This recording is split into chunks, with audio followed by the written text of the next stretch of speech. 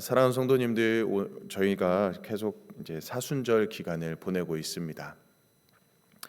이 사순절 기간을 보내면서 우리가 정교인 캠페인으로 또 우리가 기도의 원을 그리기도 하고 또 목장 모임으로 또 함께 모여서 또 은혜를 나누기도 하고 또 금식하면서 기도하는 분들도 계시고 각자의 삶 속에서 이 사순절 기간을 또 의미 있게 보내고 있으리라 생각이 듭니다. 그런데 우리 예수님께서도 예루살렘을 향해서 또 올라가셨던 그 길을 우리가 한번 특별히 이 사순절 기간 더 많이 묵상하고 기억하는 시간으로 함께 보냈으면 좋겠습니다. 누가복음 9장 50절 말씀에 이렇게 기록되어져 있습니다. 예수께서 승천하실 기약이 차감해 예루살렘을 향하여 올라가기로 굳게 결심하시고, 예수님은 십자가를 향해서 결심하시고 걸어가셨습니다. 우리가 잘 아는 것처럼 그 길은 결코 편한 길이 아니었습니다. 그 길은 박수받는 길도 아니었고요. 그 길은 모욕과 또 배신과 또 억울함과 고통이 기다리고 있는 그 길을 알면서도 우리 주님께서도 결심하시고 그 길을 걸어가셨습니다. 그럼에도 불구하고 예수님께서 그 길을 걸어가셨던 그 가장 큰 이유는 무엇이었을까요? 왜일까요? 바로 우리를 사랑하셨기 때문이지요. 오늘 우리가 읽은 이 로마서 12장 14절부터 21절 말씀, 어떻게 보면 이 말씀도 그 십자가의 길을 걸어가는 사람의 삶의 모습을 어떻게 보면 가장 잘 보여주고 있는 그런 말씀이라고 할 수 있겠습니다.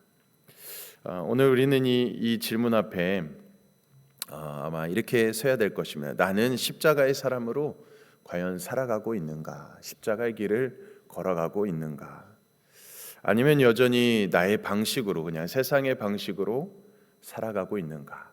이 두 가지 질문을 한번 우리에게 스스로 던져보았으면 좋겠는데요. 어떻게 보면 오늘 이 말씀은, 이 로마서 말씀은 우리에게 조금은 불편한 말씀일 수도 있을 것입니다. 굉장히 어려운 말씀일 수 있을 것입니다. 왜냐하면 이 말씀은 우리의 이 본능과 어떻게 보면 정반대로 거슬러 올라가야 되는 그런 말씀이기 때문입니다. 물론 다른 말씀도 마찬가지겠죠. 그러나 동시에 이 말씀은 어떻게 보면 우리의 인생을 가장 깊이 있게 변화시킬 수 있는 또 귀한 말씀이기도 합니다. 우리가 이 말씀을 따라가기만 한다면, 이 말씀대로 살기만 한다면 예수님께서 가셨던 그 길을 우리도 함께 동참하며 걸어가는 길일 것입니다. 그래서 오늘 본문 14절 말씀을 다시 한번 보게 되면 이렇게 고백합니다. 너희를 박해하는 자를 축복하라. 축복하고 저주하지 말라. 여러분, 이 말씀을 들을 때 여러분들은 어떤 생각이 드십니까? 어떤 마음이 먼저 떠오르십니까? 좀 전에 말씀드렸듯이 우리의 본능을 거슬러 올라가야 되는 그런 말씀이죠. 사람의 본능은 무엇입니까?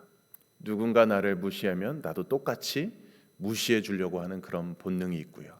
또 누군가 나를 괴롭히면 나도 그 사람에게 괴롭히고 싶고, 누군가 나를 비난하면 나도 그 사람을 똑같이 되돌려 주고 싶은 것이 아마 우리 사람들의 본능이지 않을까라는 생각을 합니다. 그것이 인간의 자연스러운 그런 모습이겠죠. 그런데 바울은 오늘 뭐라고 말씀합니까? 축복하라, 축복하라. 더 놀라운 것은 참아라, 그냥 무시해버려라 라는 것도 아니고 오히려 축복하라 라고 말씀해주고 있다라는 것이죠. 이것은 인간의 힘으로는 아마 불가능한 말씀인 것 같습니다. 이 말씀은 십자가 없이는 정말 우리가 할 수 없는, 실천할 수 없는 마치 그런 말씀과도 같습니다. 그런데 이 말씀을 가장 완벽하게 이루신 분이 계십니다. 누구실까요? 바로 우리 예수님이시죠. 누가복음 23장 말씀에 보면 예수님께서 십자가에 달리실 때에 사람들이 예수님을 조롱합니다. 비웃습니다. 모욕하고요. 지도자들도, 지나가던 사람들도 모두 다 조롱했습니다. 근데 예수님께서 그때 하신 기도가 무엇이었을까요? 그때 하신 기도가 무엇이었습니까?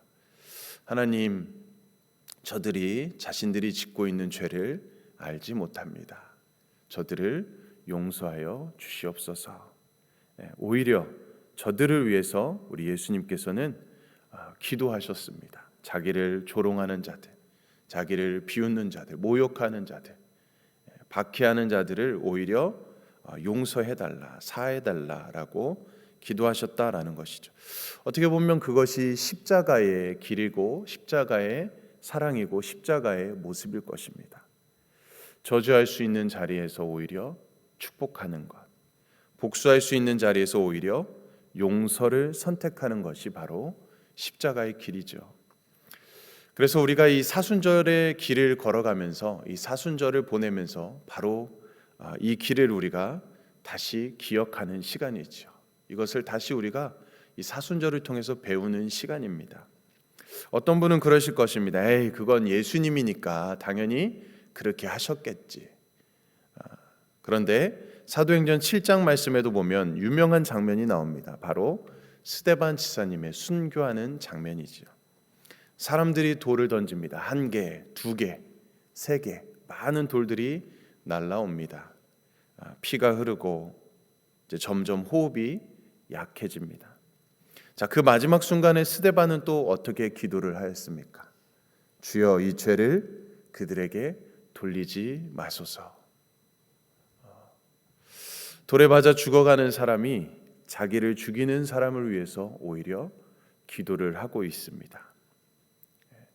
이것이 가능한 이유는 스데반이 강해서였을까요? 결코 그렇지 않았을 것입니다. 스데반도 우리와 똑같은 사람입니다. 연약한 사람이죠. 그런데 그는 십자가를 본 사람이었기 때문에 그것이 가능했습니다. 예수님의 용서를 본 사람만이 용서할 수 있는 것이죠. 예수님의 사랑을 경험한 사람만이 사랑할 수 있는 것이죠. 그것이 바로 우리와 같은 그리스도인입니다. 자, 여기서 우리는 이렇게 말할 수 있을 것입니다. 나는 스데반처럼 돌 맞는 일은 없는데요. 그러나 우리의 삶 속에서도 작은 박해들이 있지 않습니까? 여러분들의 삶 속에 작은 박해들이 있었을 것입니다. 누군가 나를 위해서 모욕적인 말을 하고 상처 주는 말을 하기도 하고요. 오해받는 일도 있었을 것이고 억울한 일들도 있었을 것입니다. 누군가 나를 험담하고 누군가 나를 오해할 수 있는 그런 일들이 우리들의 삶 가운데도 일어나죠. 그때 우리는 어떤 반응을 보일까요? 속으로 이렇게 말하지 않습니까? 두고 보자, 언젠간 갚아주겠다. 자, 그러나 오늘 말씀은 우리에게 뭐라고 말하고 있습니까? 축복하라, 축복하라라고 말씀해주고 있다라는 것입니다. 그것이 바로 십자가의 길이다라는 것입니다. 자, 또 오늘 15절 말씀을 함께 보면은 즐거워하는 자들과 함께 즐거워하고 우는 자들과 함께 울라라고 말씀합니다. 이 말씀은 교회의 모습이 무엇인지를 우리에게 잘 보여주고 있습니다. 교회는 서로 경쟁하는 곳이 아니고요. 교회는 서로 비교하는 곳이 아니고 교회는 함께 울고 함께 웃는 공동체이다라는 것을 잘 보여주는 말씀입니다. 요한복음 11장에서도 보면은 나사로의 무덤 앞에서 예수님께서 우시는 장면이 나오게 됩니다. 예수님은 곧 나사로를 살리실 것을 알고 계셨죠. 실제로 살리시죠. 자, 그럼에도 불구하고 예수님은 그 전에 우셨습니다. 왜였을까? 이 마리아와 마르다의 슬픔을 함께 느끼셨기 때문이죠. 이게 바로 함께 우는 그런 사랑의 마음입니다. 성도 여러분, 우리는 때로 다른 사람의 눈물을 쉽게 지나칠 때가 있죠. 시간이 지나면 괜찮아질 거야. 기도하면 돼. 다 맞는 말입니다. 그러나 그 전에 또 필요한 것이 있습니다. 우리가 함께 그 사람과 울어주는 것입니다. 물론 우는 것이 전부는 아니겠지만 그래도 그 사람을 더 깊이 생각하고 함께 마음을 공감하면서 함께 울어주는 것이죠. 그 사람이 바로 십자가의 사랑을 아는 사람이고 또 함께 울어주고 또 기쁠 때는 더 기뻐해주는 그런 축하해주는 그런 마음이 있는 사람일 것입니다. 또 오늘 16절 말씀을 보면은 이렇게 기록됩니다. 서로 마음을 같이하며 높은 데 마음을 두지 말고 도리어 낮은 데 처하며 스스로 지혜 있는 체 하지 말라라고 말씀해 줍니다. 이 말씀은 겸손한 공동체에 대한 말씀을 해주고 있습니다. 높은 마음은 사람들을 멀어지게 합니다. 근데 낮은 마음은 사람들과 가까워지게 합니다. 빌립보서 2장 말씀에도 보면 예수님의 낮아지심이 기록되어 있는데요. 하나님의 본체이신 분이 종의 형체를 가지셨습니다. 하늘의 영광을 버리고 사람의 몸으로 이 땅에 오셨습니다. 그리고 십자가를 지시기까지 내려가셨습니다. 어떻게 보면 이것이 낮아짐의 모습입니다. 낮아짐의 모습. 그리고 이것이 사순절의 십자가의 길인 것이죠. 자, 그런데 오늘 본문은 여기서 끝나지 않습니다. 오히려 더 우리에게 어려운 말씀으로 다가올 수도 있는 말씀인데요. 17절 말씀을 한번 보겠습니다. 17절 말씀. 이렇게 기록됩니다. 아무에게도 악을 악으로 갚지 말고 모든 사람 앞에서 선한 일을 도모하라. 이 말씀은 십자가를 바라보는 사람들에게 주어지는 그런 삶의 방식에 대해서 말씀해 주고 있습니다. 왜냐하면 십자가 자체가 악을 악으로 갚지 않은 사건이기 때문입니다. 예수님은 죄가 없으셨지만 그러나 죄인의 취급을 받으셨지요. 모욕을 당하시고 침뱉음을 당하셨습니다. 채찍질을 당하셨습니다. 그럼에도 불구하고 예수님은 한 번도 악으로 갚지 않으셨습니다. 베드로전서 2장의 23절 말씀에 보면 이렇게 기록됩니다. 욕을 당하시되 맞대어 욕하지 아니하시고 고난을 당하시되 위협하지 아니하시고 오직 공의로 심판하시는 이에게 부탁하시며. 어떻게 보면 이것이 바로 우리 예수님께서 악을 악으로 갚지 않은 끝까지 참으시는 예수님의 모습, 또 십자가의 모습을 보여주고 있습니다. 자, 그러면서 19절에서 이렇게 말씀합니다.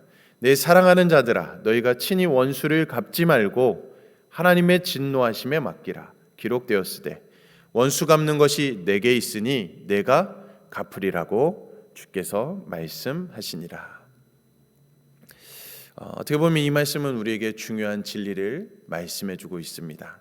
우리는 종종 이렇게 생각할 것입니다. 저 사람은 왜 벌을 받지 않을까? 왜 하나님은 저 사람을 가만히 두고 계실까라는 생각이 들 때도 있을 것입니다.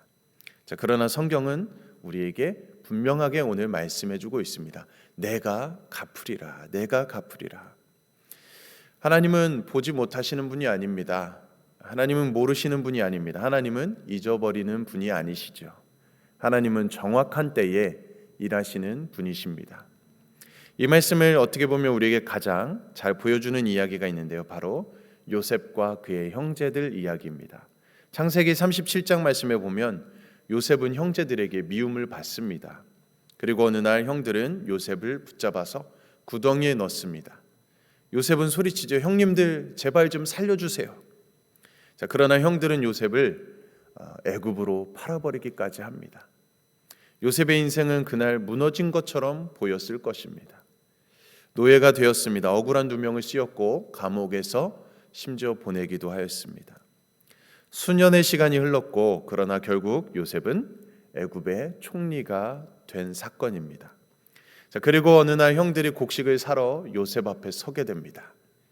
자, 이것은 복수할 수 있는 최고의 기회였습니다. 자, 그때 요셉은 형들에게 뭐라고 이야기했습니까?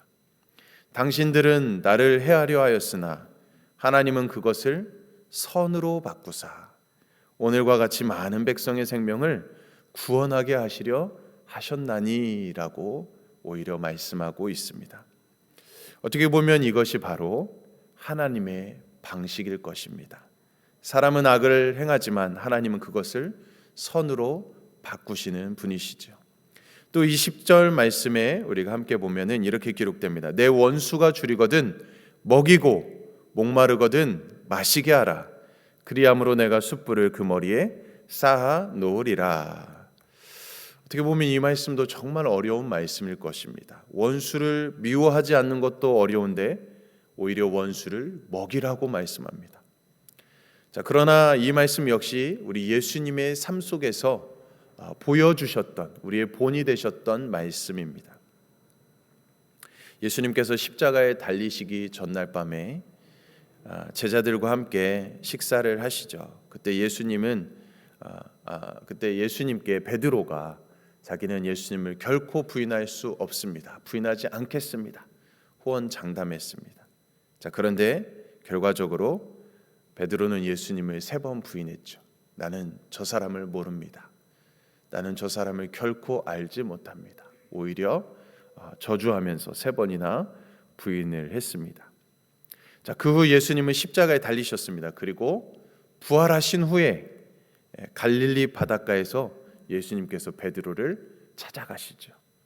요한복음 21장 말씀에 보면 예수님은 베드로에게 책망부터 하지 않으셨습니다. 먼저 무엇을 하셨습니까? 아침 식사를 준비하셨습니다. 숯불을 피우고 생선을 굽고 떡을 준비하셨습니다. 그리고 베드로를 초대하셨습니다. 와서 나와 함께 조반을 먹으라. 자기를 부인했던 제자에게 먹을 것을 준비해 주신 예수님의 모습, 어떻게 보면 이 모습이 원수를 먹이는 사랑이죠. 이것이 세상의 길이 아니라 바로 예수님께서 우리에게 보여주신 십자가의 길입니다. 자, 이제 오늘 우리의 마지막 본문 말씀 21절 말씀을 보면 우리 다 같이 한번 이 말씀을 같이 읽어보도록 할까요? 21절 말씀 시작. 악에게 지지 말고 선으로 악을 이기라. 우리 한 번 더 시작. 악에게 지지 말고 선으로 악을 이기라. 아멘. 네, 어떻게 보면 이 한 절 말씀은 앞에 이야기했던 모든 말씀의 결론일 것입니다. 14절에서부터 시작한 축복하라는 말씀, 또 복수하지 말라는 말씀, 원수를 오히려 먹이라라는 이런 명령들, 어떻게 보면 이 모든 것이 한 문장 안에 모여 있습니다. 선으로 악을 이겨라. 사랑하는 성도 여러분, 우리는 매일 삶 속에서 싸움하면서 전쟁하면서 영적 전쟁 가운데 살아가고 계실 것입니다. 눈에 보이는 싸움만이 아니라 우리 마음 속에서도 또 싸움이 일어나고 있습니다.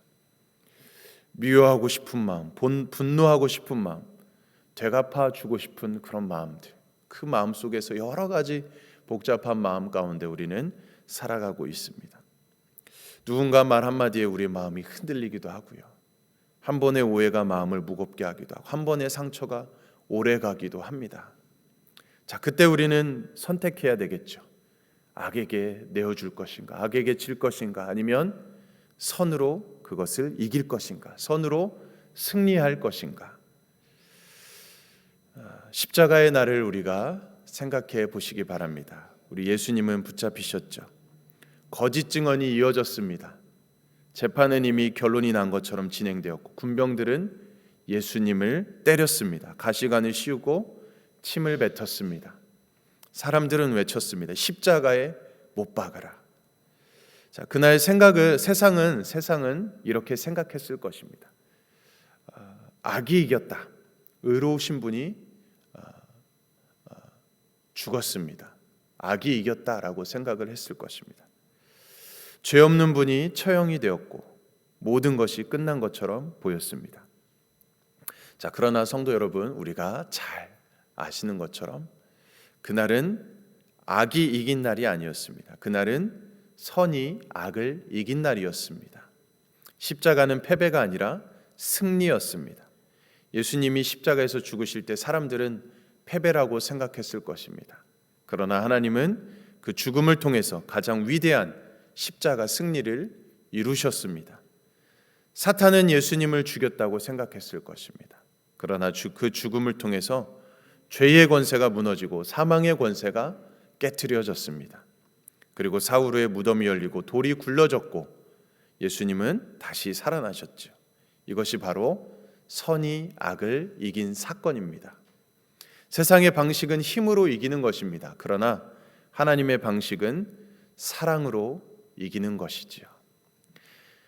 다시 한번 우리가 요셉의 이야기를 떠올려 보시기 바랍니다. 형들은 요셉을 미워했습니다. 그를 팔아버렸습니다.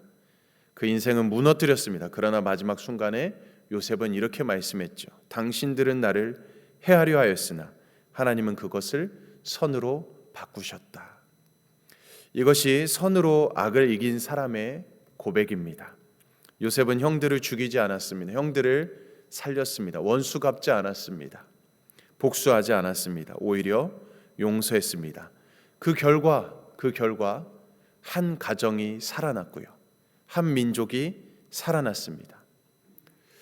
선은 결코 약하지 않습니다. 선은 하나님의 능력입니다. 사랑하는 성도 여러분, 우리는 어떤 선택을 하며 살아가시겠습니까? 우리가 사랑을 포기할 때 우리는 악에게 지는 것일 것입니다. 용서를 포기할 때 우리는 지는 것입니다. 기도를 포기할 때 우리는 악에게 지는 것일 것입니다. 그러나 우리가 사랑을 선택할 때 우리는 이기는 것입니다. 용서를 선택하면 우리는 이깁니다. 또 기도를 선택할 때 우리는 승리할 수 있습니다. 선은 반드시 열매를 맺기 때문입니다. 물론 선은 당장 이기는 것처럼 보이지 않을 수도 있을 것입니다. 용서했는데 상대가 변하지 않을 수 있고요. 참았는데 억울한 일을 또 당할 수도 있을 것입니다. 그러나 하나님은 선한 것을 결코 헛되게 하지 않으신다라는 사실입니다. 갈라디아서 6장에서 이렇게 말씀합니다. 우리가 선을 행하되 낙심하지 말지니 포기하지 아니하면 때가 이름에 거두리로라. 하나님의 때가 있습니다. 하나님의 방법이 있고요. 하나님의 결말이 있습니다. 우리가 선을 선택하면 하나님께서는 반드시 우리를 승리케 해 주실 것입니다. 왜냐하면 십자가 그 자체가 선이 악을 이긴 사건이기 때문입니다. 사랑하는 성도님들, 오늘 말씀은 결코 우리에게 쉬운 말씀은 아닙니다. 그러나 많은 성경의 인물을 보았듯이 또 우리 예수님께서 친히 몸소 보여주셨듯이 결코 또 어려운 지키지 못할 말씀은 아닐 것입니다. 오늘 말씀을 들으며 우리 마음속에 아마 어떤 한 사람의 얼굴이 떠올랐을지도 모릅니다. 나를 힘들게 했던 사람, 나에게 상처를 준 사람, 나를 오해했던 사람, 어쩌면 오랫동안 마음속에 묻어두었던 그 사람이, 그 이름이 떠올랐을 수도 있을 것입니다. 사랑하는 성도 여러분, 그때 우리는 예수님의 모습을 떠올려 보시기 바랍니다. 그럼에도 불구하고 예수님은 끝까지 사랑하셨습니다.